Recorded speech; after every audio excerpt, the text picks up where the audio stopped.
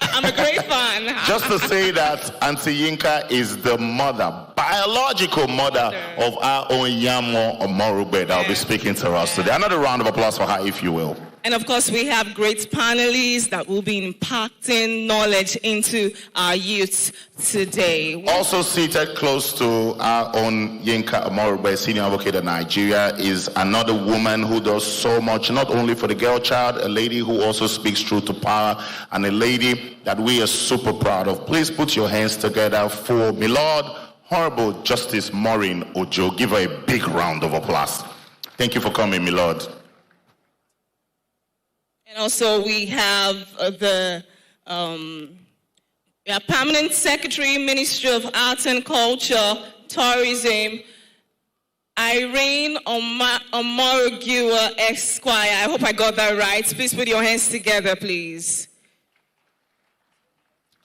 We have various permanent secretaries here. Now, you call one, you don't call the other. It's a problem. You know. Dr. Adesuwa Urugide Edigin is the permanent secretary, Edo Health Regulation and Monitoring Agency. You are welcome.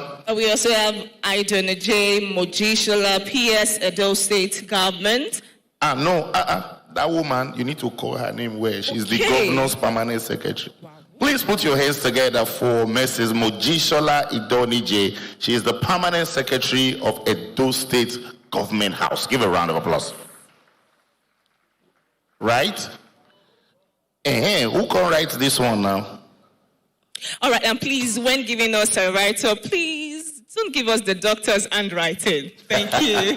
We also have Edith Ebomoyi, is the PS Education, and Omori Ese, the PS Mining. Ayegbeni Balogun is the PS Ministry of Youth and Humanitarian Affairs. More dignitaries on the way. We'll also like to recognize Professor Edoba B. Omoige, who's also a senior advocate in Nigeria. He's the Vice Chancellor of Uniben. He's here represented by the Deputy Vice Chancellor Admin, Professor C.C. Osubo. Please allow me to pride myself as a great product of the University of Benin. If you are a proud product of Uniben, great Nigerian student!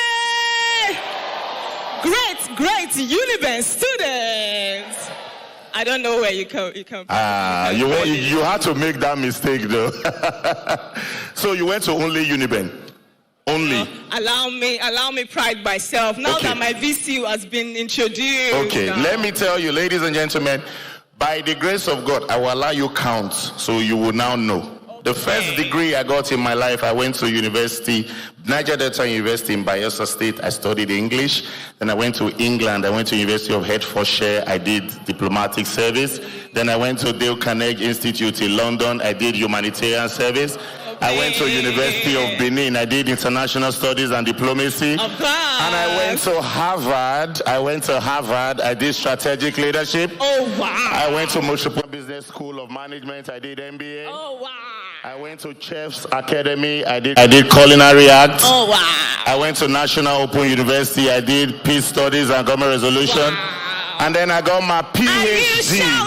I got my PhD from Macy University in Atlanta, Georgia. Oh, wow. How many did you count? 8. I lost count, actually. But in all of this, my best university growing up, ladies and gentlemen, is the great University of Benin. My master's? It had to be. When I was running my master's in the University of Benin, of course, there's something we say as Uniben students. If you go Uniben, in fact, that any other school, right? Any other school cannot stress you. If Uniben stress you, please put your hands together for the great prestigious University of Benin. All right. So also seated here, ladies and gentlemen, the NSCDC State Commandant. Can we put our hands together for Commandant Agun Benga? Thank you so much for coming. We appreciate you. And we have the South-South Coordinator and Deputy Coordinator of the Nigerian Student and Youth Association, Honorable Eku David, and Ambassador Terry Prince Osemeke. We also have the representative of the Edo State Commissioner for Police, ladies and gentlemen, ACP Richmond Biwen. So we are going to hold on with courtesies now, ladies and gentlemen. We'll do all of these later at another section of courtesies and recognition. We'll just go straight into the business of the day. But before we continue, may I please crave your indulgence and ask one more time that we are upstanding as we sing both the Nigerian national anthem and the Edo State anthem. Please, may we be upstanding. Thank you. Media.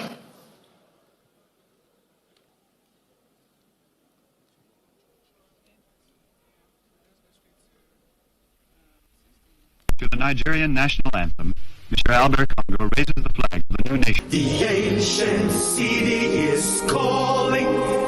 Oh, arise, sons and daughters of the land. The king of the city is marching. Stand up high to the pride of the land. The founding fathers have labored, and our time to serve is now. The glory of the new Edo nation will forever be our pride. Beautiful Edo, glorious Edo, you're the heartbeat of Nigeria. Beautiful Edo, glorious Edo, stars are singing over you. You're the land people dream to be. Our treasures are found in all nations, and our greatness is second to none. Our history forever shall be written, how our kings have endured all times. A people cultured in unity, our hearts beat for the land. Rich culture, stories of heroes, legacies forever be. Beautiful Edo, glorious Edo, you're the heartbeat of Nigeria. Beautiful Edo, glorious Edo, stars are singing over you. You're the land people dream to be. Unite and stand with each other. Forgive and let it go. Together we can stand, come what may. Edo future lies in us. Teach our children to teach their children what our fathers taught. To fear and love the Creator, only then shall we succeed. Beautiful Edo, glorious Edo, you're the heartbeat of Nigeria. Beautiful Edo, glorious Edo, stars are singing over you. You're the land people dream to be.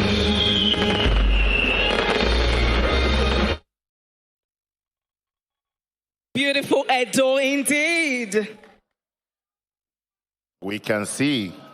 That is why he is called the Shine Shine. Of course. And so at this moment, ladies and gentlemen, running fast with the program, we are now going to invite for the welcome address a representative of the Edo State government. Please allow me respectfully welcome to the microphone the secretary to the state government. A round of applause for Barrister Musa Ihilo. Lord.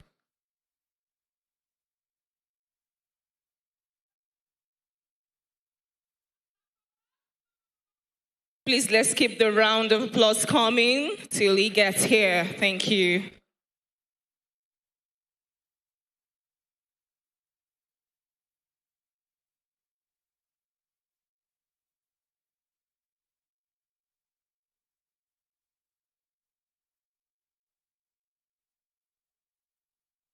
Good afternoon. We want to start by welcoming everyone to this wonderful program, Edo Youth Impact Forum.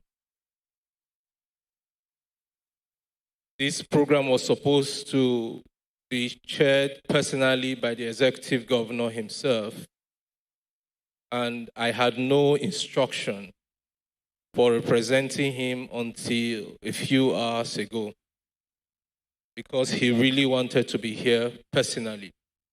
But for some very urgent engagement that made it impossible for him to fly in to Benin this morning as originally scheduled. However, his spirit is here with us. Everything we see here is part of his idea, his vision, his thought, and what the team did was to translate it and execute it the way His Excellency the Executive Governor has conceived it. We want to state that as a government, we have very strong inclination towards empowering our youth and ensuring that we give them the necessary tools and create the enabling environment for them to thrive. And this program today is a testament to a key aspect of our SHINE agenda, which is human capacity building, education. So practically, we are trying to empower our youth so that they go out there and make great things happen. This is going to be the beginning of several other initiatives to come. I am aware that there has been a hackathon, Hack the Future Challenge, where people come and do pitches. It's like a pitch contest. And I believe so many ideas will come from that competition that the state government will be willing to support and fund. Already as a government, we are doing a whole lot to support the youth and empower them through Edo State Skills Development Agency, Edo Jobs. Thousands of youth have been trained, equipped with the necessary skill, and then the Executive Governor, His Excellency Senator Monde Okpewolo, also approved, if we're aware, a soft non-interest loan to empower persons, traders, market women, as well as young people who are engaged in creative endeavors with soft loans, non-interest. So this is part of empowering our young persons and other citizens in order to create wealth and improve the social economy of the state. Disbursement for the 1 billion naira soft loan has already commenced, and it's already been, the first tranche is already going out, and we believe that this will trickle down eventually. I think, yes, 1 billion naira non-interest loan deserves a round of applause, please. I want to welcome all the panelists, facilitators, speakers, and those that anchored the masterclass today.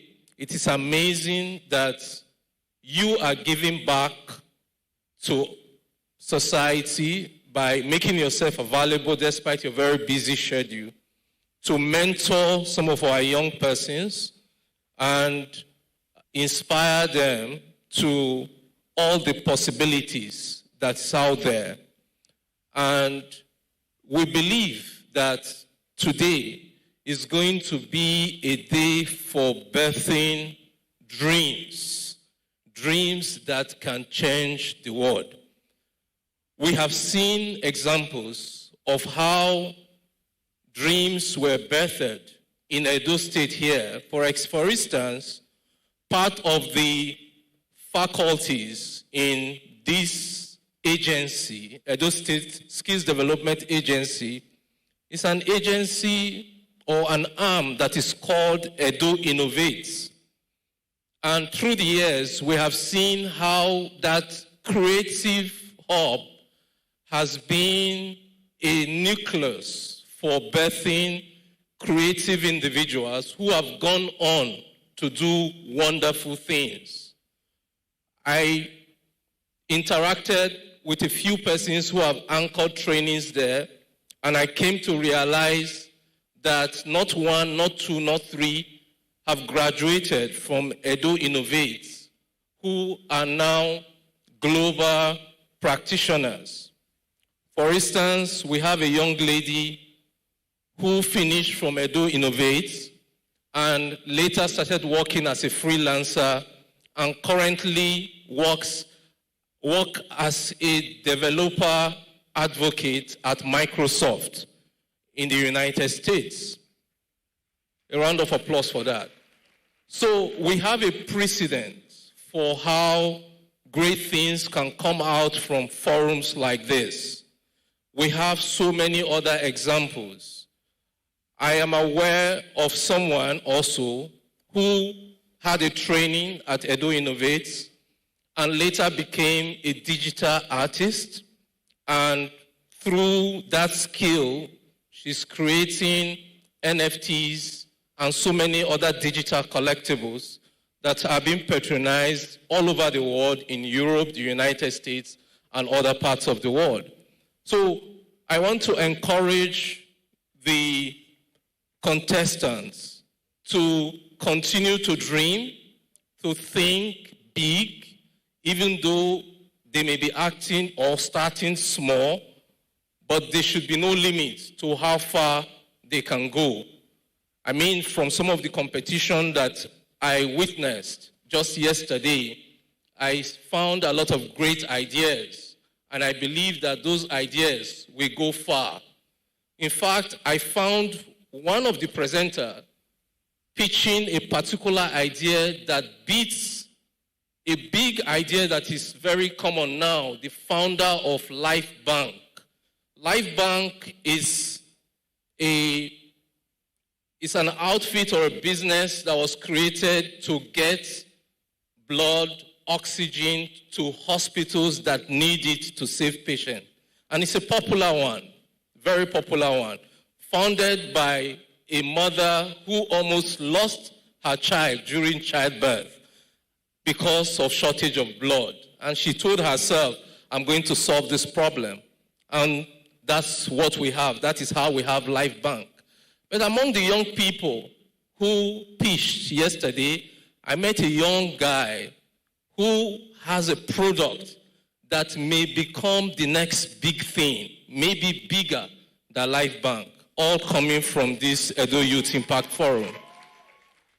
And I want to encourage all of them to continue to push their ideas. Even if they are not among the 5 top winners, they should continue to push their ideas, and hopefully all the dots will connect someday and they can become the next big thing. Finally, welcome everyone, all members who are here to support this program, members of Edo State House of Assembly, led by the House Leader, Honorable Jonathan Imao, members of the Executive Council of Edo State, my honorable commissioners. I see many of them here. Wonderful support. Honorable Paul Ohobamu, the Honorable Commissioner Information, Honorable Commissioner Mining, Andrew Ijagba is there. Honorable Commissioner Finance is there. Our powerful Commissioner on Education, Dr. Paddy Iyamu, is here. Please, a round of applause for all House Assembly members and Honorable Commissioner. I see our MDAs, all the permanent secretaries, head of agencies. I see you all. Thank you very much for coming, and thank you very much for the support. And it is our prayer that you have a very wonderful and fruitful deliberation in this program. Thank you. You did not come with anything. Ladies and gentlemen, another round of applause for our SSG. Give him a big round of applause. All right. Of course, we're in a youth program. And remember earlier I spoke about selfies, right? So we're going to make good use of our selfies right now. So as a youth, can you raise your phone up? Raise your phone, raise your phone, raise your phone, raise your phone, raise your phone. Some people are raising what I don't know. Is that a phone?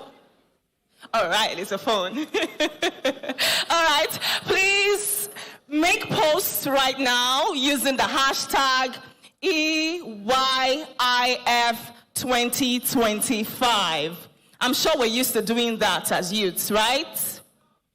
Okay, so the idea is take a picture, do a video, anything you can do here, post it online, or use the hashtag EYIF. EYIF stands for the Edo Youth Impact Forum 2025. And of course, please follow all our social media platforms. Very important, please. The Edo Youth Impact Forum. So while using the hashtag, also follow us on all social media platforms using Edo Youth Impact Forum. So have you done that right now?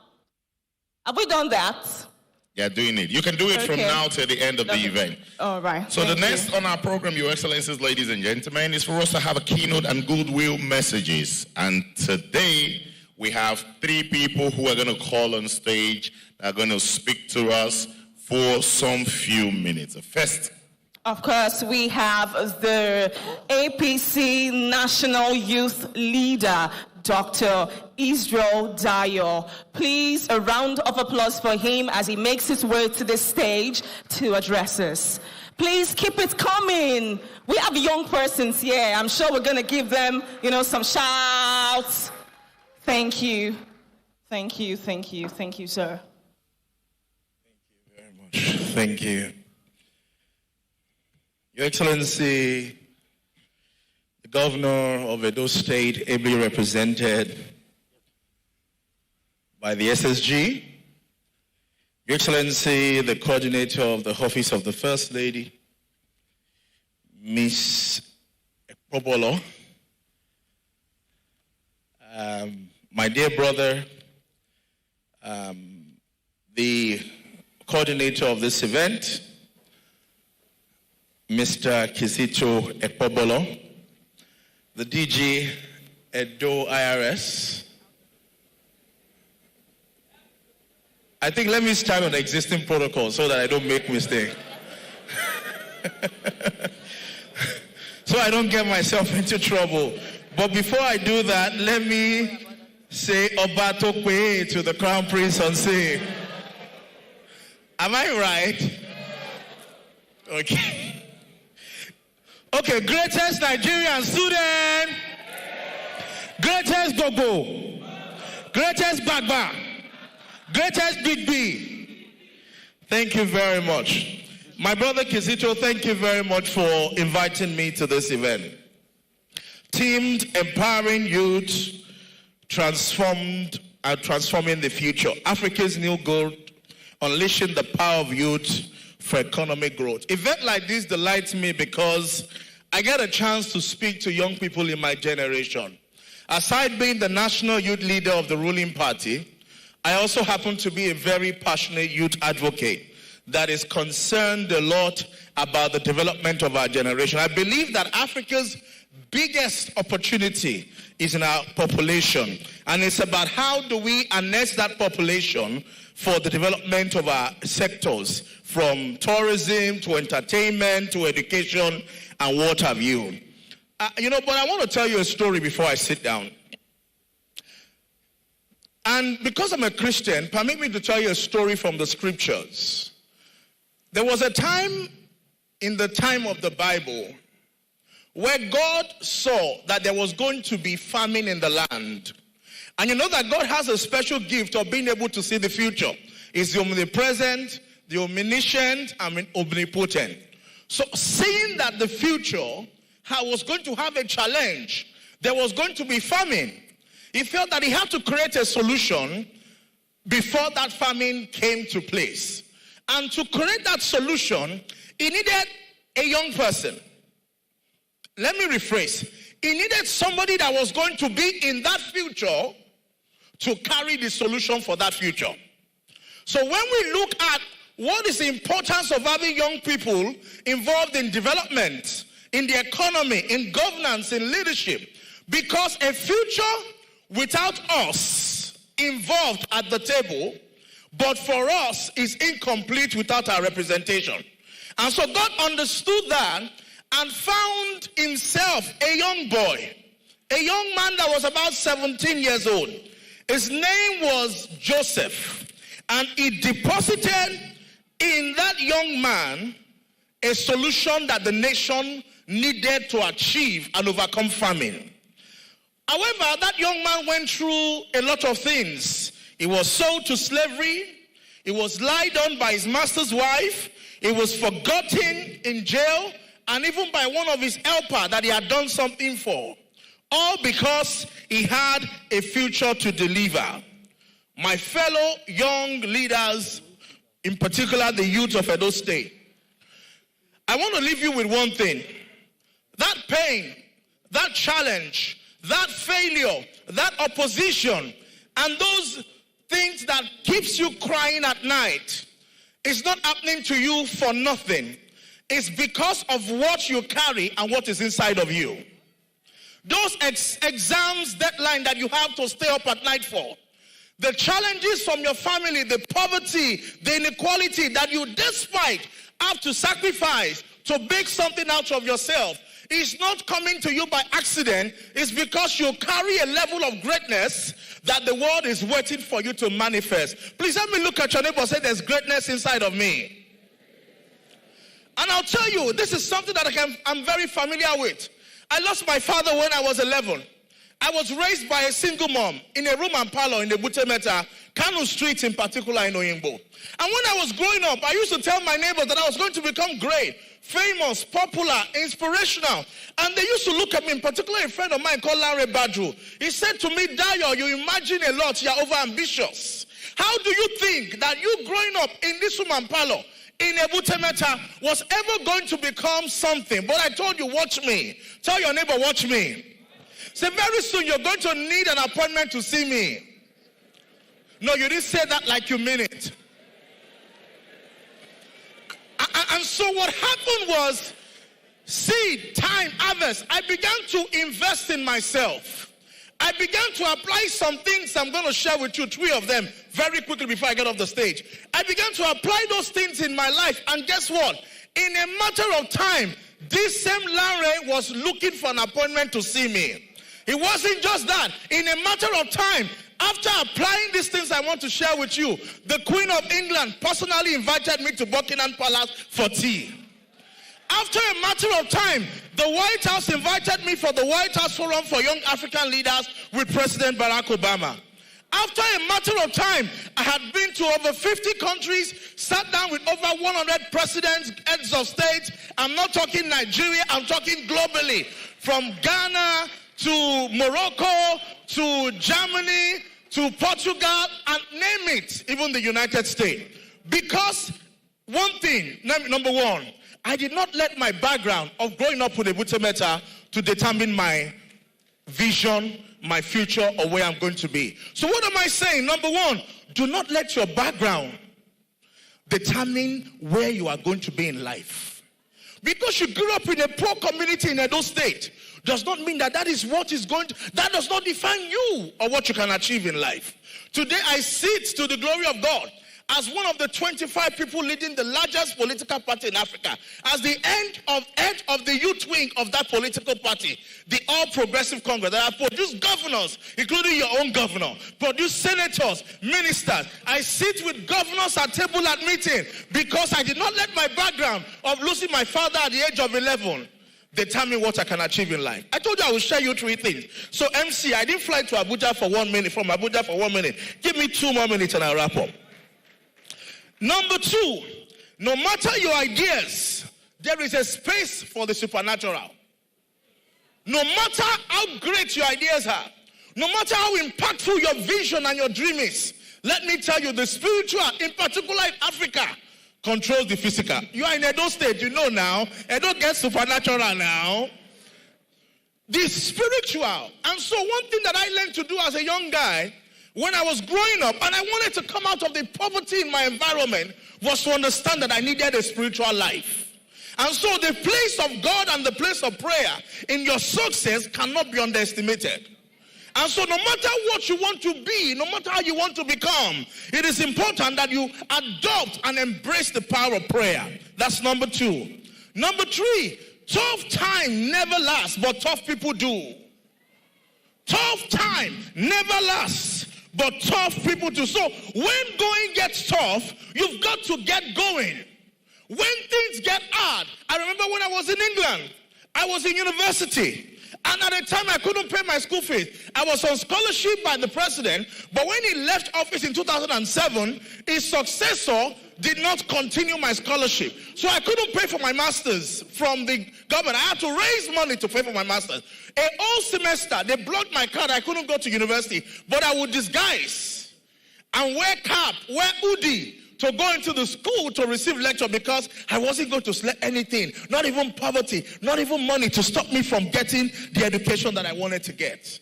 So when life throws shit at you, when life throws pain at you, when life throws challenges at you, you must remember, you must understand that you are carrying a level of greatness, and with prayer, you can overcome it. One thing you must also remember is that you are created different, you're created special. You can be a twin, but you have a different capacity, so you don't have to be envious of anybody. In a forest, you will find an elephant as big as anything. You will find a cheetah can run than an elephant. A lion can roar at the same time. An eagle can soar. So you have to find out, what is my own USP? What is my comparative advantage? What is my unique selling point? That's what you must invest in. What makes me different? That's how you build leadership. Why this is important is because the leadership we get in our community, in our society, in our government is a product of our self-leadership. It is what you have and have become that you take to government house. So if you are not disciplined, if you are poor in character, when you get to government house, people will complain that the government is corrupt or that you have poor character and leadership. You came out from somewhere. And so you must develop yourself. You must develop your character. You must develop what you carry to be able to achieve what you want to achieve. Finally, stop allowing your fish to be judged by the inability to climb a tree. You may not be good at something, but you are good at something else. Don't let anybody tell you that you're a failure. You're not a failure. You are good at something else. And so, whatever life throws at you, please don't die. Whatever your challenge is, the Yoruba has a proverb. They say, Adiyetioku, Oshimaje Agbado, a chicken that did not die will still eat corn. And so, the Yoruba also says, On Shomoloku be anyone, Isimoku babae. In other words, all this crying and falling down is just doing the child of the man that died. Somehow, they are not going to bury him with the father. No matter the pain, no matter the poverty, no matter the challenge, dream, visualize success. Where do I want to be? How do I want to live? What is my vision for the future? And follow these principles I shared with you. And I can tell you that greatness is awaiting you. Thank you and God bless you.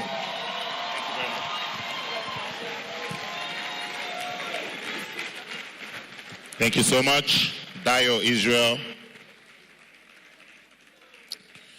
You all agree with me that the hall is getting charged up. We have more to come, but please, I made a mistake earlier and I take full responsibility for it and I need to correct it now. Ladies and gentlemen, the Permanent Secretary of Government House is Mrs. Edith Sede. Please, let's give her a round of applause. Please, I beg your pardon. I made that mistake and I take full responsibility. At this point, I have to bring a lady on stage who's going to give her own goodwill message for the next 3 minutes. But please, I'd like to announce that whoever is on stage today, we have a timer for all of us. So as we speak and we get charged up, please don't take away your eyes from the timer. This lady is not only beautiful looking at her, she's beautiful at heart. She's a lady who has done so much for the women and children of Edo State. A lady of impeccable character who speaks truth to power. An amazing lady in her own right, soft-spoken.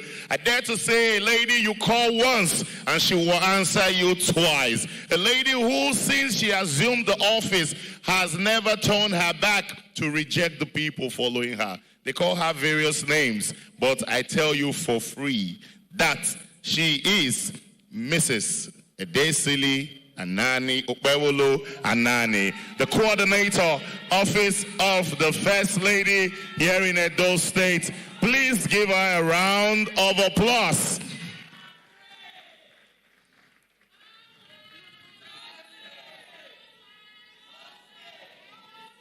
All white, no stain, all white. Can we give her another round of applause?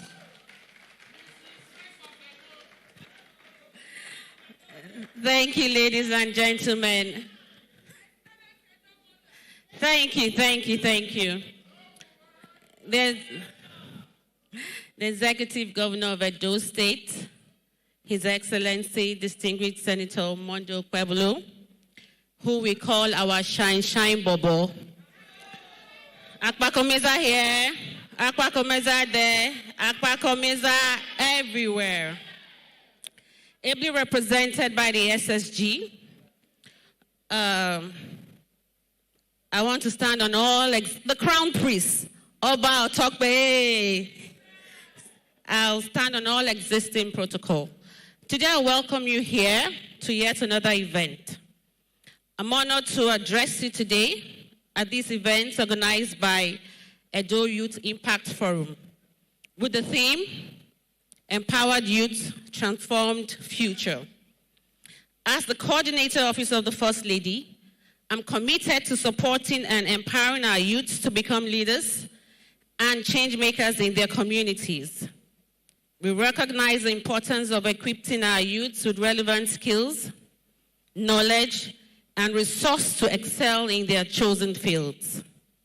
Our able governor, His Excellency, Distinguished Senator Mondo Pueblo, has done tremendously well, as highlighted by the SSG earlier on, ensuring that every Edo youth is adequately empowered. These include digital literacy, encouraging our youths to embrace e-commerce and digital marketing to stay competitive in today's economy. Vocational training. Edo State government has provided opportunities for skills acquisition in areas like ICT, entrepreneurship, and innovation.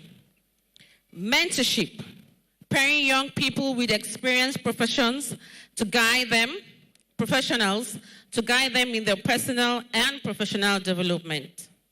We encourage our youths to take ownership of their future by identifying their potentials and chasing their dreams, fostering a culture of innovation and entrepreneurship. As we continue in today's event, I urge all stakeholders to remain committed to empowering our youths and transforming our future. Together, we can create a brighter future for Edo State and Nigeria. Most importantly, let's shun all forms of violence, cultism, rape, internet fraud, and promote a culture of peace and development. Finally, the seed that will be sown today, given to all the beneficiaries here today, should not be buried. It should be planted. It should be watered. It should be nurtured. It should grow. It should be harvested.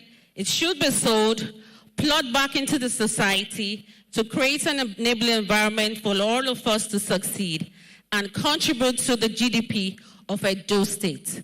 Once again, thank you for having me, and I welcome all of us to Eyif 2025. Build the youths, build the youths, build the nation, build the youths. It's like we don't have youths here today. Build the youths. Thank you so much. God bless you. Thank you very much, Ma. Thank you so much. Please, we can make it more resounding. Thank you very much to the beautiful mother of Edo State. All right, we'll be getting more. Of course. Beauty and brain, of course. Please put your hands together one more time. Thank you.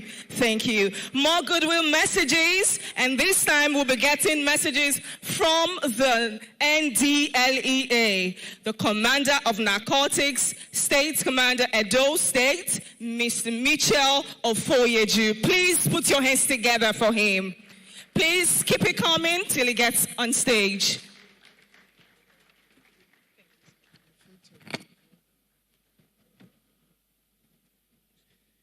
Thank you very much.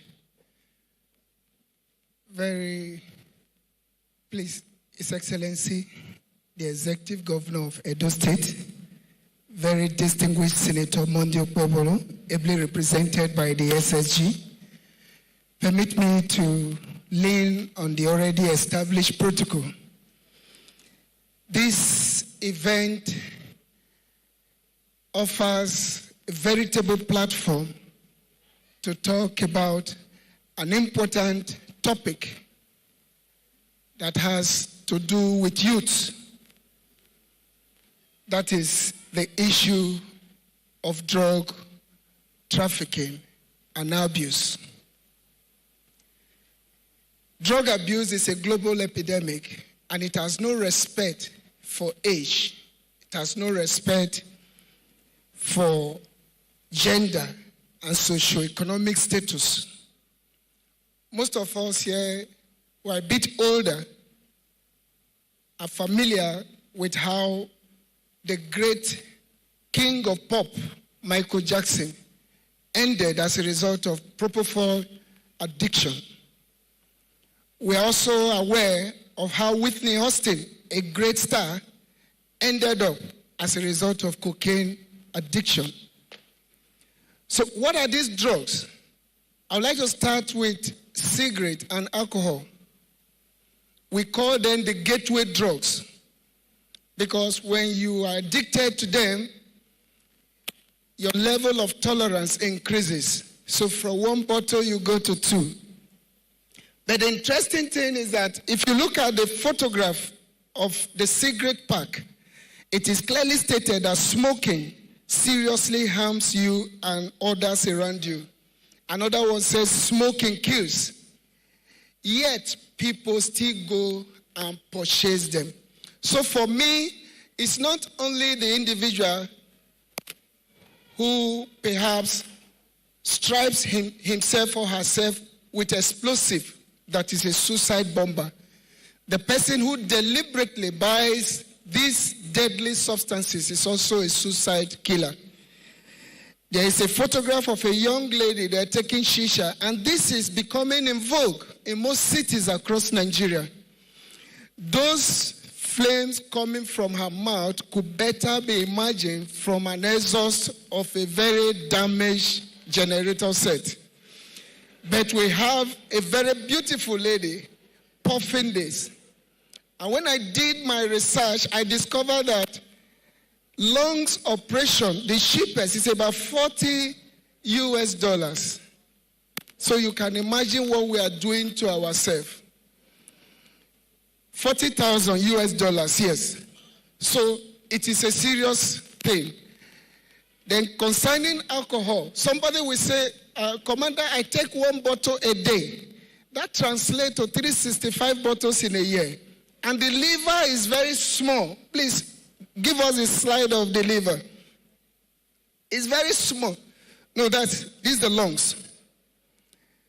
The liver is very small. The first photograph is a normal liver. The middle one is a fatty liver, while the third one is the one of an individual with liver cirrhosis. And I think the least operation for liver is about 11 million, thereabout. So why are we deliberately damaging the organs that God has given us under the guise of enjoyment? So enjoyment is what you define as enjoyment. To somebody who needs a bottle of beer, if you give him 1 trailer load of malt, he will tell you that that party was a fuck up. Because he needed a bottle of beer. So let's change our mentality and it will help us. So for the illicit ones which we arrest and prosecute, those that are trafficking, we have cannabis, we have methamphetamine, we have cocaine, we have heroin and tramadol. You see the photograph of NDLA in one of the farms within the state destroying a cannabis farm. Then the next slide is that of a brain that has been damaged by cannabis use. Somebody once told me, say, officer, it will be like Benson for my mouth. You can imagine. So he is so addicted to it that he no longer feels the effect. But scientists have told us that users are likely to suffer from schizophrenia, which is a brain disease. We have loud, which we call Colorado, and this is very disturbing. A kilogram is about 6 million naira. And scientists went into the laboratory to produce chemicals that will mimic the effect of tetrahydrocannabinol, which is the active ingredient in cannabis, and now spray it on grasses. And that is what people are buying at exorbitant prices to kill themselves. We have a photograph of a man, after taking colos, killed his only child, a son. Then we have Met, the one they popularly called Mary in the East. Somebody took it and jumped from a high-rise building in the southeast and died. So we need to wake up. Most of these drugs, they affect our brain and other body organs. By way of conclusion, let me run through some of the damages these drugs can cause. We have incarceration. A man, for instance, that is sentenced to 15 years imprisonment, you can't come back and meet your family the same way. Even if the woman is very religious, she can't wait for 15 years for you to come back. Your children can't wait for you for their education to continue. So let's be guided. It disrupts families. It leads to increase in crime, kidnapping, cultism. They are all rooted. Then we have madness. Then we have accident. One thing about cannabis is that if you take it, it affects your sense of vision. So if you take it and you are driving, you will think a car is still far, but you are very close and you accelerate. And what do you expect? We have dropping out of school. Then we have drink spiking. Do we have ladies here? Please pay attention to this. This young man is putting a very harmless, seemingly harmless tablet into a drink, a juice for a lady. And you see the lady smiling because she trusted the guy. Some of those pills can knock you off for 72 hours. And so many have lost their virginity. Then we also have untimely death. Then what are the benefits of prevention?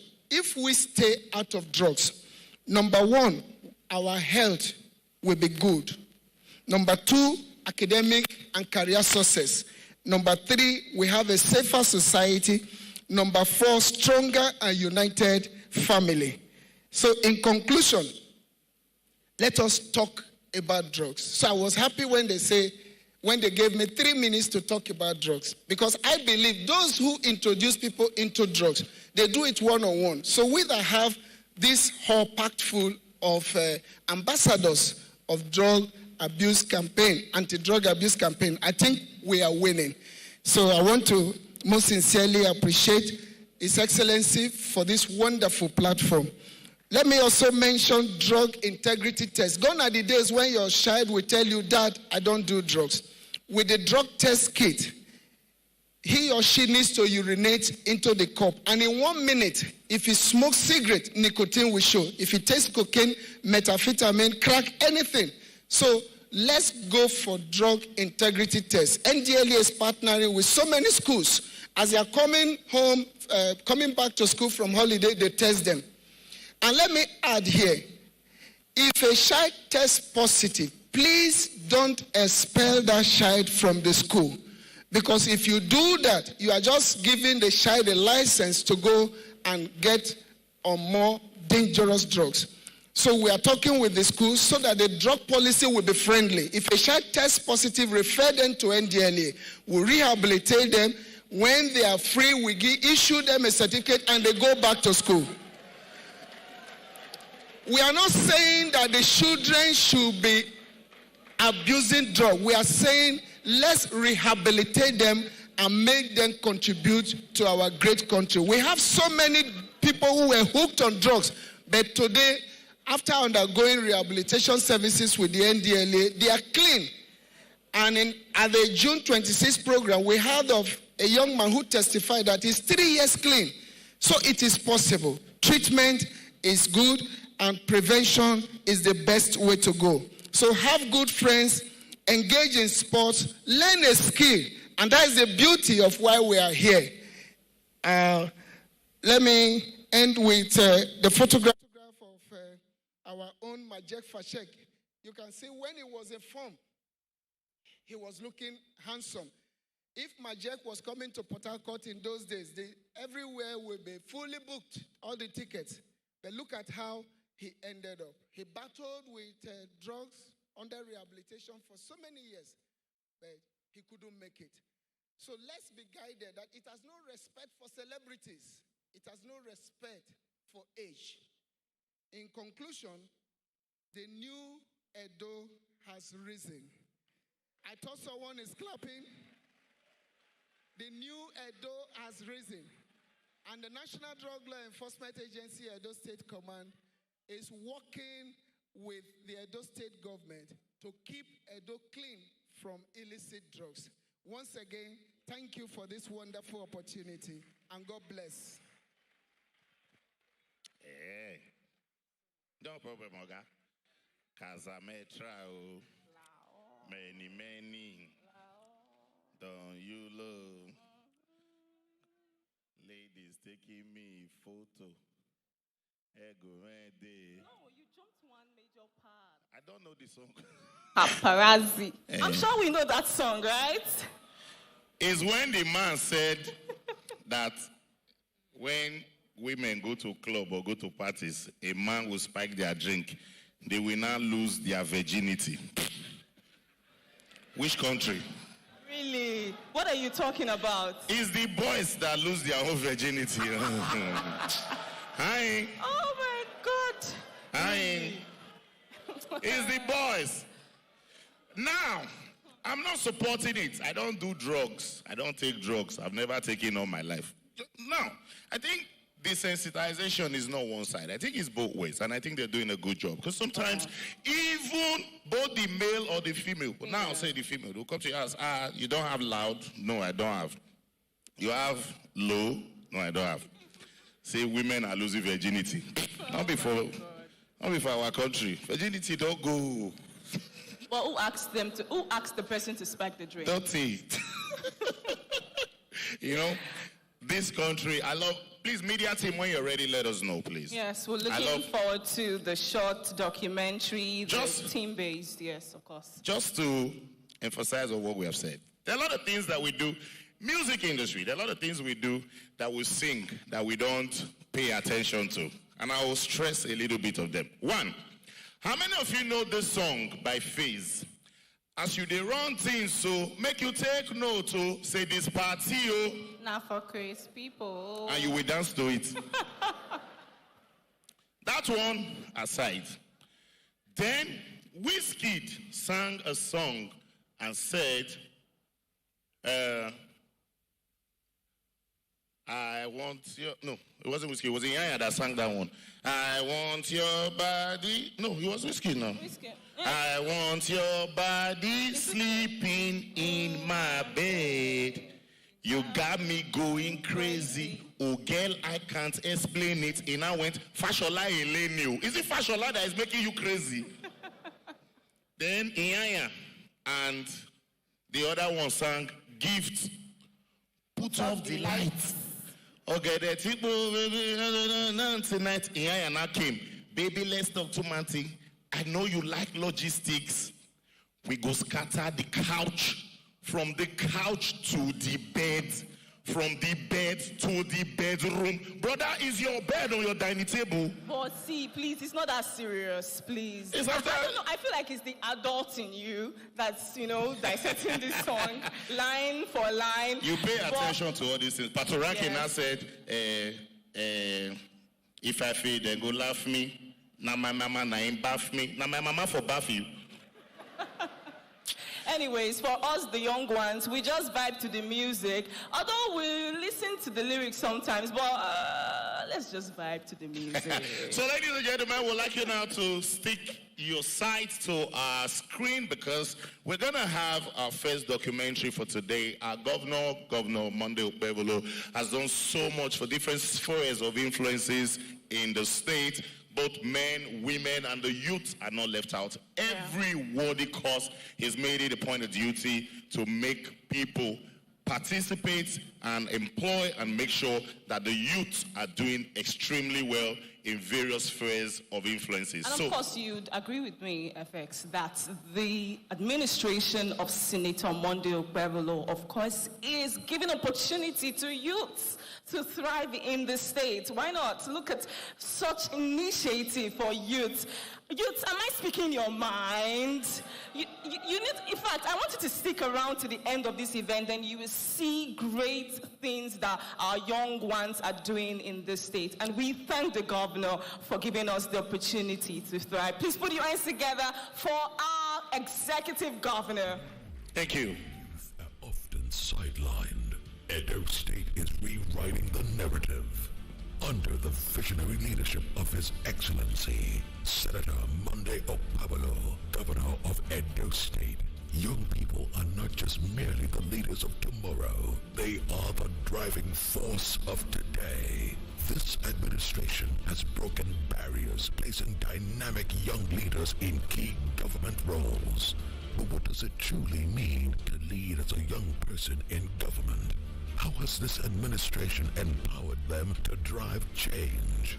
Today, we sit down with some of Edo's brightest young leaders to uncover the impact of a truly youth-friendly government. I had the privilege of serving as a deputy governor, and I'm 44 years of age. So many key positions have been given to the youth. Well, the governor, His Excellency Senator Monday Okpebholo, has a unique leadership style. He has an eye for talent, and he is very focused on who can get the job done without extraneous considerations of gender, age, or tribe or religion. I am the Senior Special Assistant to the Governor of Edo State on Student Welfare and Development, and I am 24 years old. Being appointed at a young age, it means that he has trust and confidence in young people. For the first time in Edo State, or even in Nigeria, I'm seeing a youth in his 30s becoming a special advisor. This is uncommon.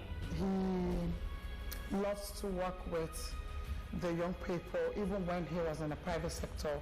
So coming to a public office as the governor of Edo State, he didn't speak anything less than what I have known him for. I would say that it tells you a lot about the governor. He's someone who is intentional. someone who looks for the square pegs and fix them in the square holes. No nation can thrive without the active participation of young people.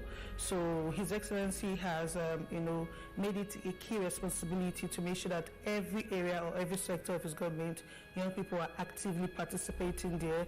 I call him a talent hunter. Yes, that is the word.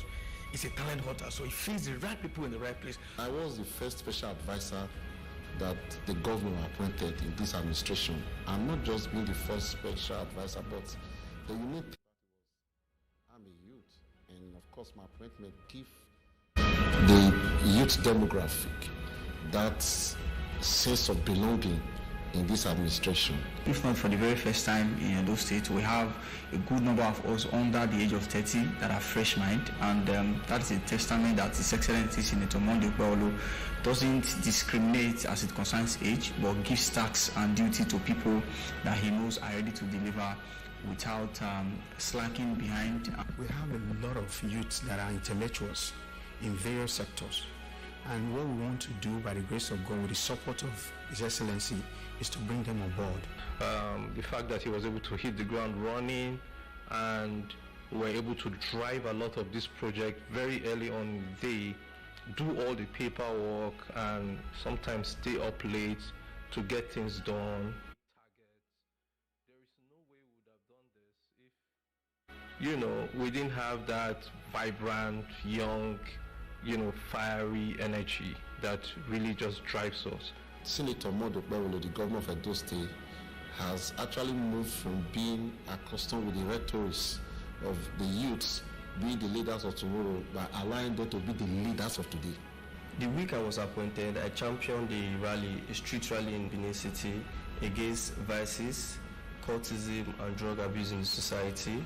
Upon our resumption in the office, we had the regional 500 sweepers spread across the 18 local governments. I work with the young people in the colleges and also even outside the school environment, outside the colleges, in skills acquisition, and also to establish them in one way or the other. I've met with several stakeholders as it concerns my office on drug control and trafficking, illicit trafficking, to have a joint task force, to also do intelligence sharing, to be able to find out some of these persons that are involved with the major market of trafficking drug. Across the length and breadth of Edo State, a lot of schools are being constructed, schools that have been left over the years, over time. And you ask yourself, what has the past administration been doing? Before we came on board, there was nothing like oil and gas sector. People used to think that it's just the federal government thing. But today, the state has been able to contribute to the oil and gas sector. We are harnessing our natural resources for sustainable development. How are we doing this? We are doing this by ensuring that we implement the Petroleum Industrial Acts. And why we come with the energy and with the passion to execute, he comes with that calm temperament to moderate all our, energy as young people. So he is that guiding force that, directs our step and tell us this is the way to go and this is not the way to go. And we're very grateful for the opportunity.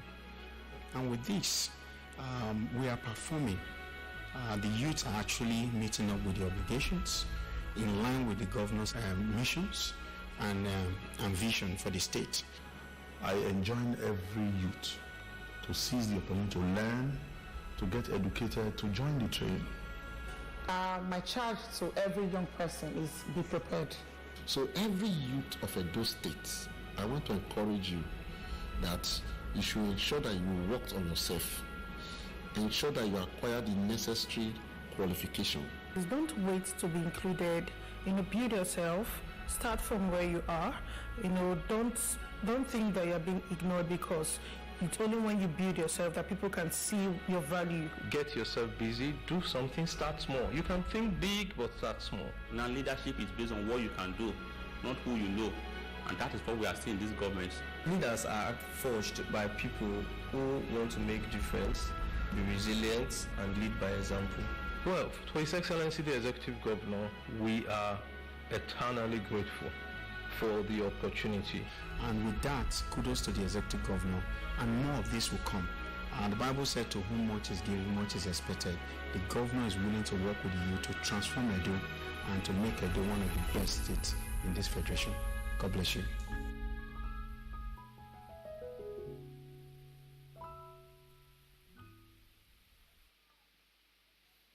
I'm sure we want to give another round of applause to the executive governor of Edo State. Thank you very much for all you do for Edo youth. All right, we're moving forward in this program. We will be taking some messages. First up, the impact stage. And this is going to be taken by the Director Policy Innovation Center, Osasuyi Dirisu. The media is going to be giving us a citation of her while she comes on stage. Media, please.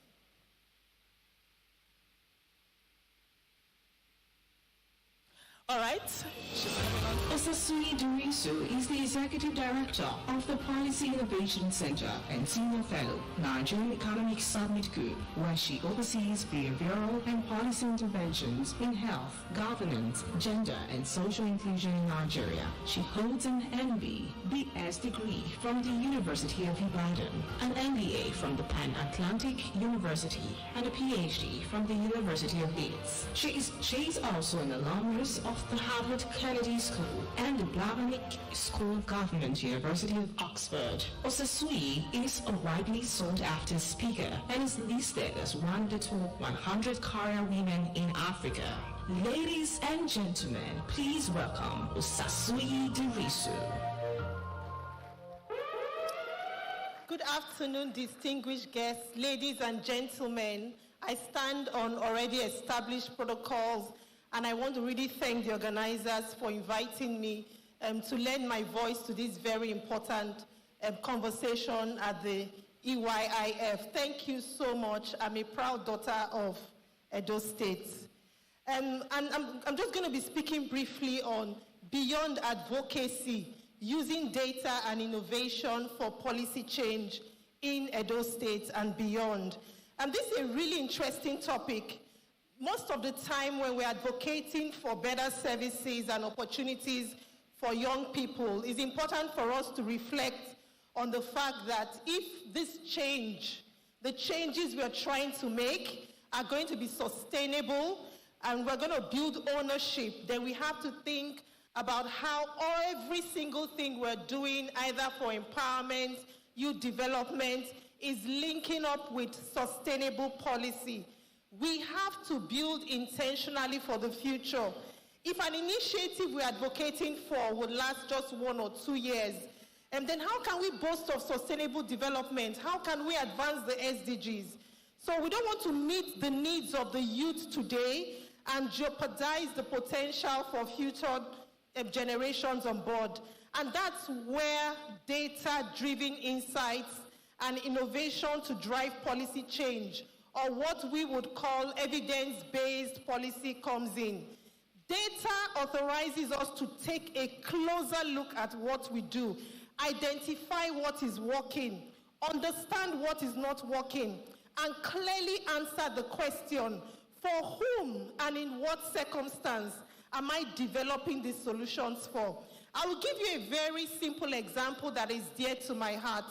25 years ago, I was doing my youth service in Ebonyi State as a young doctor at that time.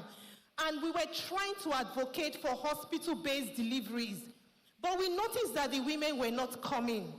And at some point, we took a pause to gather data from some of these women. And one of the things that some women told us in the communities we were working was that they don't want to climb the delivery bed when they're about to put to bed. And the reason why was because there was this thing about mother-in-laws placing a curse on their daughter-in-laws if they misbehaved. And they would tell them that when you climb the delivery bed to give birth, you will die. So the women did not want to climb the delivery bed. How did we circumvent this? For those women, we developed an opportunity to have them have their babies on the floor. And the women started coming because they were very happy that we had addressed their concerns. Fast forward to about 10 years ago, I was involved in a research study in the north. And the men also did not want their wives to come to the hospital. And when we tried to get data to understand why, they told us that when their wives climbed the delivery bed, they would they would look up and see the angel of death and they would die. So the same problem, but different reasons.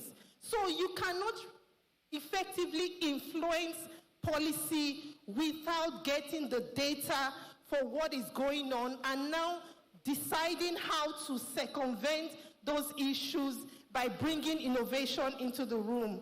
So in summary of what I'm saying, we're in a dispensation where we have technology, we have information, we can take advantage of data as a powerful tool to begin to understand the problems of young people better, explore these issues, and shape an important and impactful future for them. Making decisions without data is akin to building a house in pitch darkness and expecting to build a structure that would weather and stand the test of time.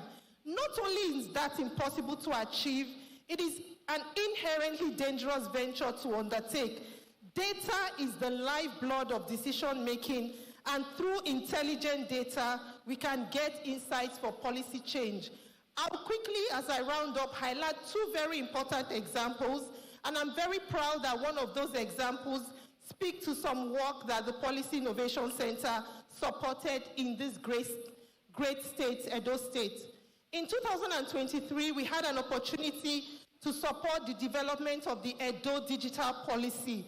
That policy is the first of its kind in Nigeria, and Edo State is the only state that has a robust digital policy, in case we do not know.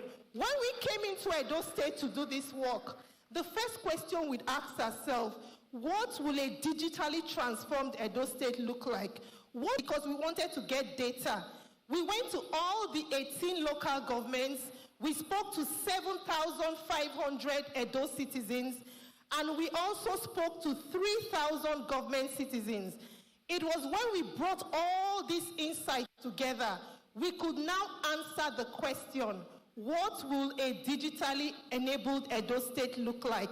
And it was from that data we started to work with different stakeholders, from Edo Innovate to the digital agency to Edo Jobs, to co-create what a beautiful policy enabling environment will look like.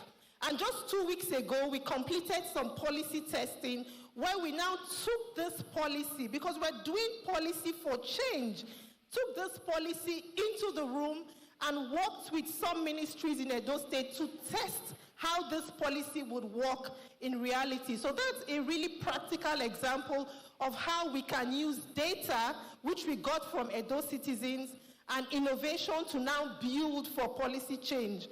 So I just want to really emphasize the fact that as we are thinking about a transformed Edo State with youths who are enabled to begin to make impact in different fields, just some key points from me would be, we need to allow data to begin to help us move beyond assumptions.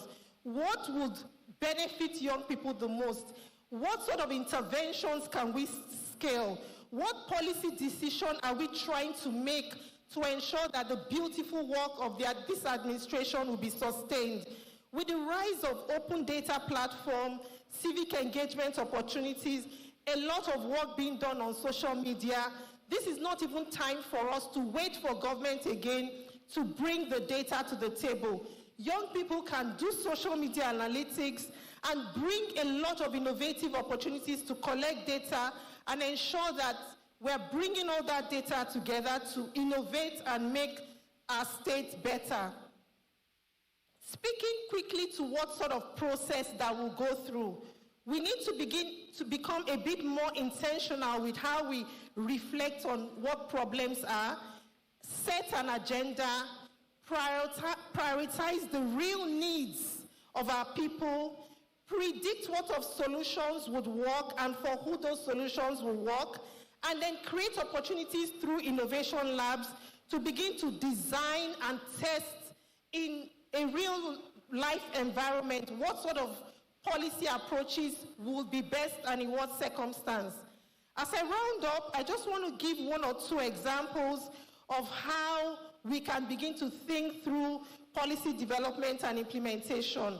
We can use crowdsourcing to obtain information from groups of people, gain traction through digital platforms, social media, mobile applications. We can actually begin to engage citizens to reflect on their experience, share their needs, share their aspirations, and bring that collective wisdom into the room to begin to reflect on how we use data to drive decision-making. Data-driven approaches not only enable citizens to contribute to decision-making, but it also empowers them to have a sense of ownership and agency. So it is not just the governor or the citizens or stakeholders that are working to ensure that things are getting better. Everybody sees that their ideas were taken on board and utilized to begin to inform insight. So this will strengthen our democracy and ensure that policies and interventions are better aligned with the needs and aspirations of people. Just one last quote for me. Policy is only as effective as the data it relies on. Without solid evidence to guide what we are doing, we are only just doing guesswork, and we should have left guesswork behind in primary school. Thank you and very much for listening, and God bless you.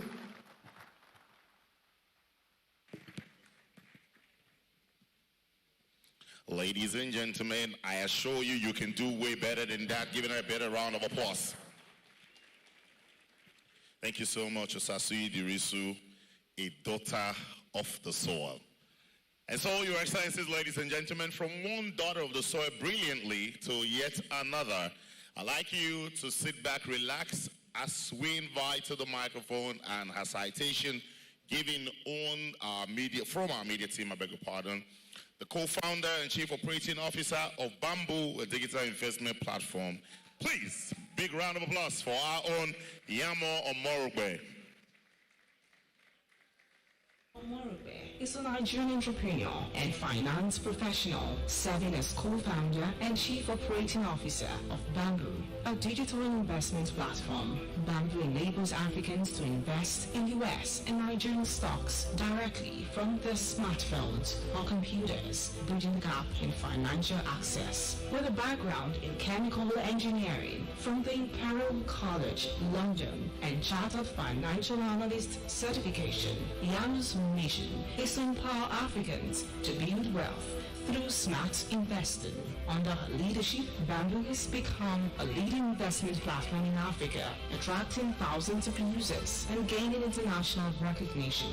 Yamu's work promotes financial literacy, wealth building tools, and access to global investment opportunities, inspiring a new generation of changemakers. Ladies and gentlemen, please welcome Yamu Omorogbe. Hello, everybody. Good afternoon. Good afternoon. Thank you very much to the Edo State government, to the Edo Youth Impact Forum for having me. I'm just going to stand on all existing protocols so I don't embarrass myself. But yes, thank you all so much. It's very, very good to be here. I don't take this lightly to stand here speaking to you all, some of the brightest and boldest minds. So yes, whether you came with big dreams, with small questions, or you're just here because you have to, thank you for coming, and you made it, and that's what matters. Today I'm going to talk about something, or a topic that's very, very important to me, and I've titled it, Start Local, Scale Global, How to Build a Business That Goes the Distance. And yes, I'm talking about businesses, but I think most of the lessons here are applicable to ideas, to movements, to career, really anything. And it's not a tech bro-focused conversation. So whether you want to be a designer, a baker, anything, this message is for you. So yes, I have a couple of slides just so it's easier to follow. So first thing, how to build a business that goes the distance. The first thing I will say is start with a problem that annoys you. So I'll tell you a little bit about how Bamboo first started. If you don't know, Bamboo is an app. It's a platform that allows Africans invest. We allow Africans invest in the U.S. stock market, the Nigerian stock market, and other investment products. And how did that come about? Well, in about 2018, I was trying to invest, and I was trying to invest in U.S. stock markets. And there are various problems that come with being Nigerian. One of them at the time was the fact that no international brokers wanted to open accounts for Nigerians. So if you were a Nigerian like me that only had Nigerian ID, nobody wanted my money. And then the local partners were either too big or they also didn't have direct access. So this was a problem. Me and my co-founder at the time, we were ready the money, but yes, there was just no way. And it was very, very, very frustrating. But that frustration, we didn't just say, we can't invest in U.S. stock markets and ignore it. That frustration became the seed of the company that today is now Bamboo, with over 1 million people signed up, processing millions of dollars. So you don't need to invent the next Facebook. You just need to solve a real problem for real people. Bamboo exists because we had the problem, and we were able to take the bet that many other people had this problem too. So if you see something, so if you see something that is broken, you see something that doesn't work, and you ask yourself, why is nobody fixing it? That is your signal, that is your invitation. A lot of great businesses begin this way, not from grand visions, but from small, persistent problems. Secondly, you've identified a problem, let's assume. So now ask yourself, what are you good at? What do people always come to you for? Identify how you can approach a problem based on your strengths. The Japanese have a theory that they call ikigai, and they call it it's a Japanese concept meaning a reason for being. What you want to do is try to identify what you love and what you're good at, and what the problem is. I interact with something that you can be paid for, and that's perfect. That's power. With Bamboo, I wasn't technical. I don't know how to write code. So I didn't start by saying I was going to build the app. Instead, I focused on operations and growth, leveraging my skills and my financial expertise. If you can find the overlap between what frustrates you and what you're good at, that is power, that is purpose. Second thing, so now you have a problem that frustrates you, you figured out what you're good at. The second thing I'll say is build for your environment, not for the gram. And I'll say this very, very, very plainly. If you're copying an American or UK model and you just slap a Nigerian flag on it, that is no innovation, that's just copying. Great builders deeply understand their environment. They understand the people. They understand how the people live, how they spend, how they trust. So you hear companies that have become unicorns like MoneyPoint, like Flutterwave. They didn't escape Nigeria. Instead, they embraced it and built solutions tailored specifically for it. That's why they're winning. As they say in Y Combinator, make something people want. One great American investor, Peter Thiel, in his book 0 to 1, says all great companies are monopolies, but they start by dominating a very small market. So don't be afraid to go narrow. Be the absolute best in one tiny thing. Serve one neighborhood, master one problem, and then you earn the right to grow. Third, use tech and AI to help you, not confuse you. I'm sure a lot of us in this room have heard people talk about AI, and you hear like, is the whole world leaving me behind? No, there are a lot of tools that you can use. AI is something that you don't need to be a tech genius to really benefit from it. Personally, I use ChatGPT every single day for all sorts of different tasks. And I use something called Grammarly to help me correct my writing or make sure I don't make typos. But beyond me, here are some ways you can start using AI and tech to make your life easier. So you can use ChatGPT to help you, You can use ChatGPT to help you improve your CV, help you draft business plans. Honestly, if you have any ideas, you can just talk back and forth to it. Canva has AI tools that can help you quickly generate logos or design flyers for social media, and so you don't have to be a designer or pay like a big graphic designer. Google has something called Gemini that you can quickly use to transcribe minutes and transcribe your meeting into notes. And you can learn things a lot quicker by using YouTube summary tools like Glass. These tools are here to help you do more with less, but avoid distractions. Remember, the goal is not trying to look smart, but to serve well. So automate what you can and let tech help you be consistent. Let us give you a competitive edge that today I'm going to call your moat. And what is your moat? So back in the day, palaces, so if you go to the next slide. Yeah, so back in the day, palaces were often surrounded by a really deep ditch filled with water, and they were called moats. But this moat wasn't just for show. The moats made it harder for enemies to attack. They gave the people inside a layer of protection. In today's world, your business needs the same thing. Your business needs a moat. So ask yourself, what is your moat? It might be a signature recipe that keeps people coming back. It could be the fact that you have a reputation for always delivering on time. You know, you might be a makeup artist and people know that you give good energy and you make your clients feel safe, feel beautiful. Whatever it is, that's your own moat. That's the edge that sets you apart. What you really need to do is find your moat, own it, then use technology to protect it and scale it and make it even harder for anyone to compete with you. Number 4, so we only have 2 more things. Resilience. Resilience isn't a buzzword, it's how we survive. If you're going to build a business that grows the distance, you need to be resilient. And we know Nigeria isn't the easiest place. You know, we face all sorts of problems, but you're all still here, you're still dreaming, and that is resilience. We launched Bamboo right at the end of 2019. Before we knew it, COVID had hit. The world was in lockdown. We were doing a stock market business. The next thing we knew, the whole stock market crashed. You know, all our clients were selling. We were actually really scared, but we kept going. We kept going. You need to remember that you always go again. Where there is life, there's hope. So resilience isn't just enduring hardship. It's continuing to build despite the hardship. But don't be ashamed to rest and take a break if you need to, but get back up and continue. And one last thing on resilience. Asking for help is not weakness, it's wisdom. There's no pride in struggling alone. So find your people, find your circle, and surround yourself with people who understand your path and speak life into you. And finally, trust. In this environment, trust is the real product. So just a quick show of hands. If you needed to fix something anywhere, would you call a workman that you didn't think would do a good job?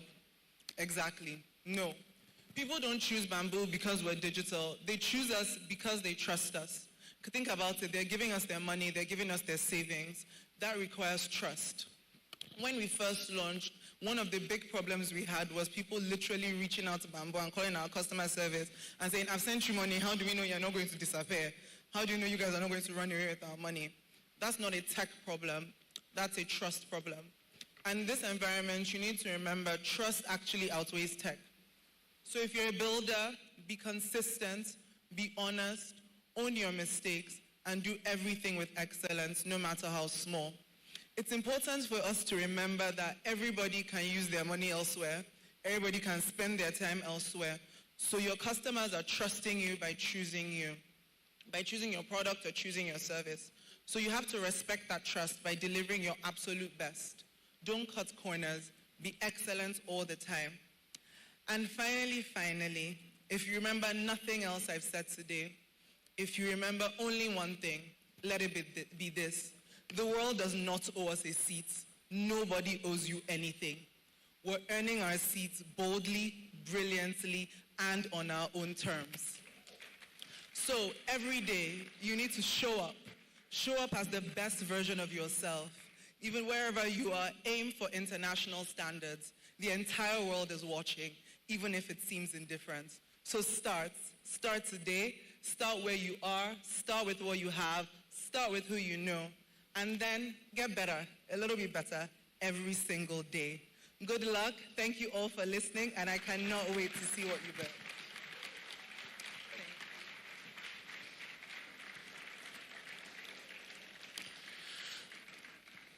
Can we give her a better round of applause? You needed to see how her mother was just smiling from ear to ear. Super proud. Super proud. I always make bold to say, for people who know me, when I see any of my brothers and sisters who come from Edo State, I always amplify that. Anywhere I go, anywhere in the world, first, when I introduce myself as a master ceremony, I always say to people, I'm the only MC that went to Harvard. So I always say, when I see my Benin people doing well or my Edo people doing well, I scream their name above the ropes. You like it, join us. You don't like it, get to be like us. So ladies and gentlemen, one more time for our speakers tonight. Give them another big round of applause. Just to also say, for those of us who are here, I know that you might have one or two questions that you'd like to ask anybody who've been on stage. You can either follow them on social media and then send them a DM. I'm sure all of us will be available to answer one question or the other. During the breakout, one of the sessions, a lady who was being spoken to by Edo Pikin said she plays the drum. It was the first time that I heard that because I was listening to it. She plays the drum, and it was something extremely unique. I was very proud of her. And then other people who have other ambitions, it is very possible. So at this point, ladies and gentlemen, thanking Yamo, Omorogbe, and Osasu Dirisu, we'd like to go to our second documentary for today. And this documentary is the Hackathon. And we're going to have a highlight footage of our hackathon activities. Please sit back. I promise you we'll be out of here in no time. Media, are you ready for me? Out of 1,000 applications, I'm part of the 30 shortlisted candidates. And for me, this is a major milestone. And I'm really optimistic today that my pitch will make it to the next round. I know the value I can bring in, and it's not something that has been done before. It's about helping children attain that developmental milestones, whether you are a health-conscious individual or a sweet tooth. Quick help from one doctors anywhere, anytime. Which will let call ourselves the robots for business. It's a pleasure to see a lot of young people, with brilliant ideas, and with this initiative, the government and the youth can be guided. It tends to be the catalyst for that prosperity, and a huge investment to a better economy for the people. It's all about hacking the future. His Excellency Senator Monday Okpeholo, the Executive Governor of Edo State, as part of his Shine mandate, brought about the initiative of the Edo Youth Impact Forum, a platform set to empower youths and secure the future of Edo State. We are here as a government to encourage the youth of Edo State. It is clear that in any society to strive, the youth has to be creative. And you have done very well. We are all proud of you and dream that out of the participants that are here will become the Dangotes and the $10 of our great nation. I'm happy that this is happening in our time where we have a lot of vibrant youth that need to be engaged. The message out there is to let our youth know that they can engage in meaningful projects or business ideas that can translate to wealth for them and their families and their communities. From over 1,000 applicants from diverse backgrounds ranging from health, technology, agriculture, arts and entertainment, tourism, education, and many more. 30 were carefully selected and given a chance to pitch their ideas in front of a panel of judges. So the Survey Hub is not just a confectionery company. We offer affordable delivery services due to zero fuel cost. We are starting in 3 local government areas. We are planning to scale up to have at least 20 to 30 partners. So beyond just going to aesthetically pleasing restaurants, people want to have an experience of the state. And Benin City is such a rich culture. Okay, here at the Edo Youth Impact Forum, we were able to access over 1,000 applications and was narrowed down to 30. Brilliant ideas by young, intelligent, smart people. And it just gives us hope that there's a future for our nation, there's a future for our state. And it was really, really promising, impressive, and I think it gladdens the entrepreneurship spirits of Edo State in a short while. Judges who were saddled with the responsibility to narrow down the 30 to 10, not to exclude, but to amplify brilliant inventions and encourage entrepreneurial spirit. The top 10 candidates engaged in a 1-week incubation process of teachings and trainings. You must identify the group of customers that you are targeting. The very first compliance you do is registering your what? Business. To wrap up the incubation process, the 10 candidates were given another opportunity to pitch their ideas again. This final pitch gave the judges the chance to make their final decisions.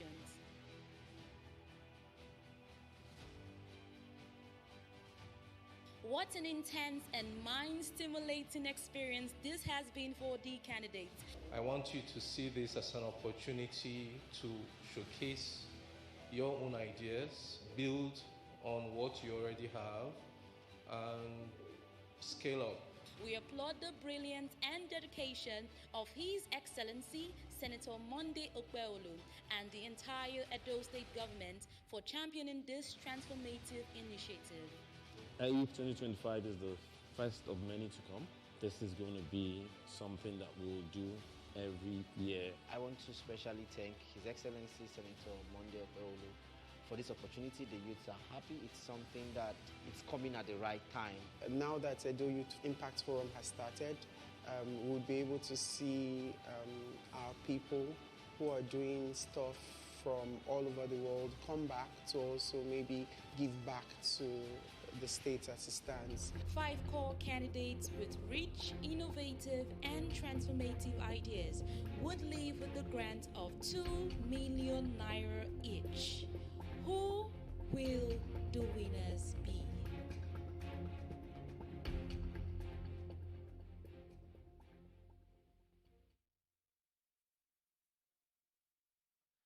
Ladies and gentlemen, a round of applause for the government of Edo State. Please make it louder. Make it louder.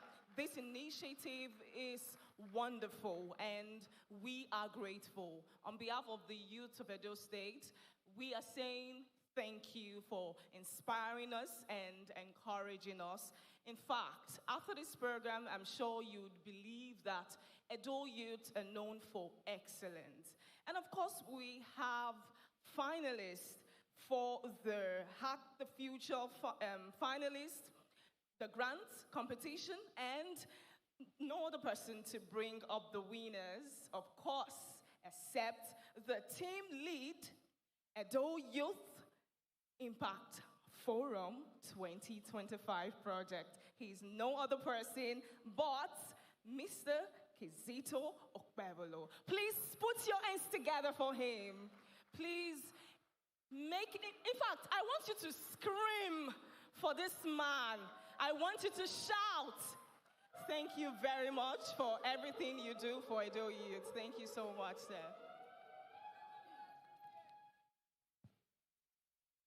Good afternoon, ladies and gentlemen. I have a speech in front of me, but for the sake of time, I will not be able to read it. I'd like to recognize our Executive Governor, Senator Monday Okpeolu, ably represented by Musa Ikilo, Esquire.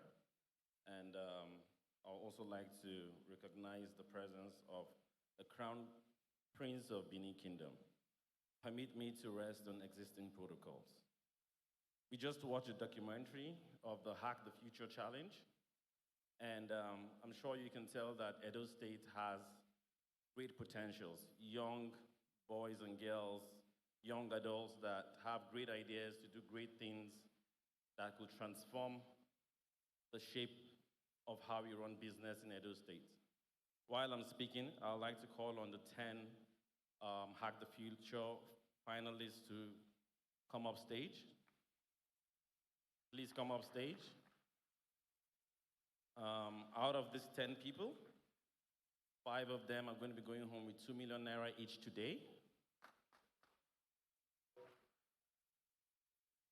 And I also have some good news from one of our partners, Kunle Williams, who is the founder and CEO of Tetracore Energy Group. Unfortunately, he's not able to make it today. He's supposed to be one of our panelists, but unfortunately he's not here. And he has said that he's also going to support the other 5 winners, because all of them are winners, right? So we have the first 5 that are winning 10 million naira, and Kunle Williams has said he's going to support the other 5 with 1 million naira each.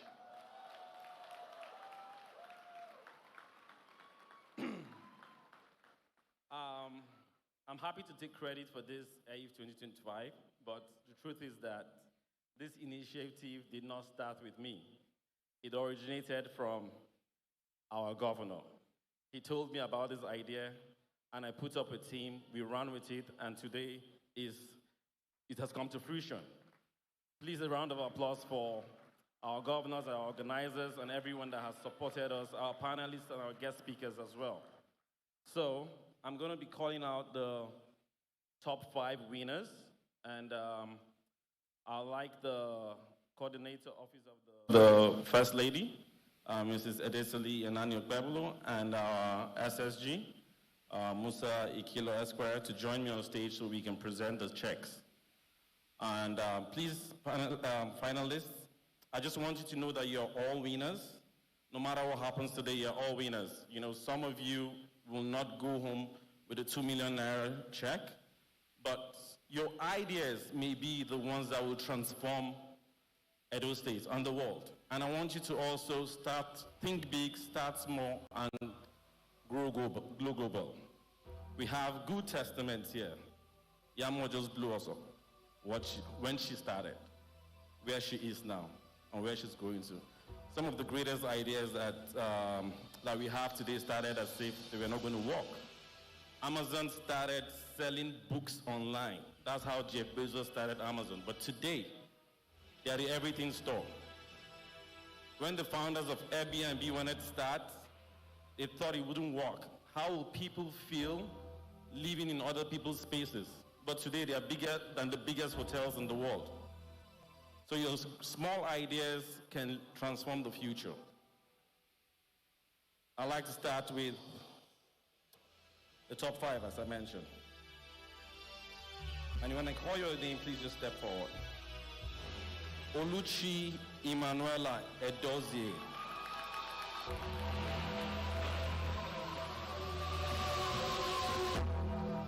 Your idea was great, and the judges felt you deserved to be here. Next is, and her business name is House of Smart Fun. She's an early child educationist, for those of you that don't know. And the next person is Chidima Aduba.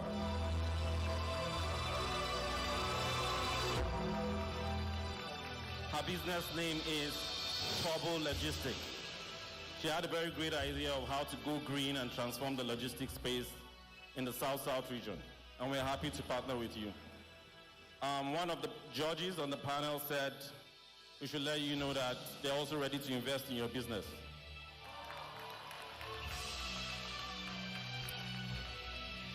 Joseph Origo.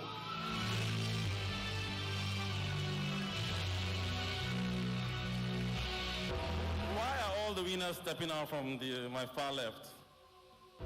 Maybe some people should change your positions, right? Joseph had a wonderful idea, and that was the one the SSG was talking about, and it's a bankable one. If you have shares to sell, please let me know. I'll invest. And we're down to our top 2. Who will they be?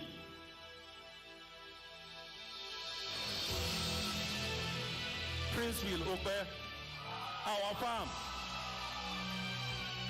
Please, can you make some room and give yourself some spaces?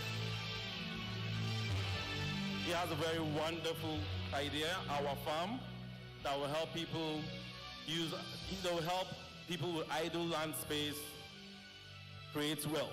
They'll get wealth for those people. And in first place, but you're not going to get more money, or I'm just calling it based on the scores. You need some water to drink. Okay. Ladies and gentlemen, in first place we have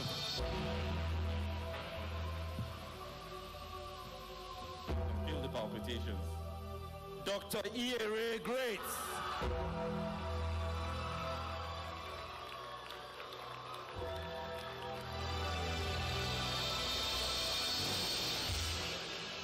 Dockintour.com.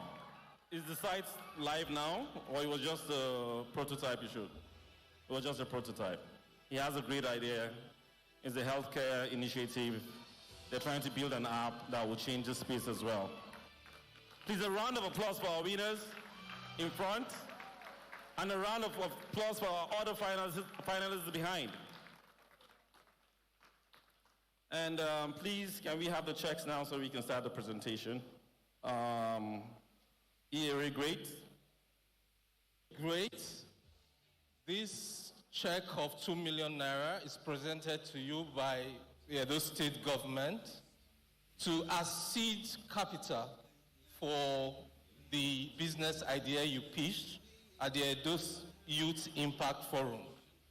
This seed capital will be the beginning of great things, and you will manifest the essence of your name, Eyif Great. Go and do great things. Thank you. Congratulations. Stand up for the champions, for the champions. Stand up for the champions, for the champions. Prince Will.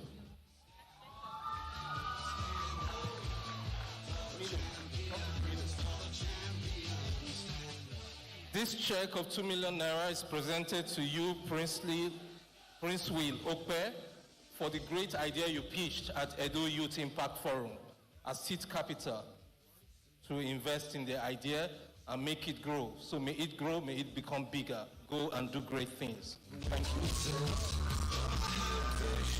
Can't you see? I'm on the move, make way for me. Stand up for the champions, for the champions. Stand up. Joseph Origo.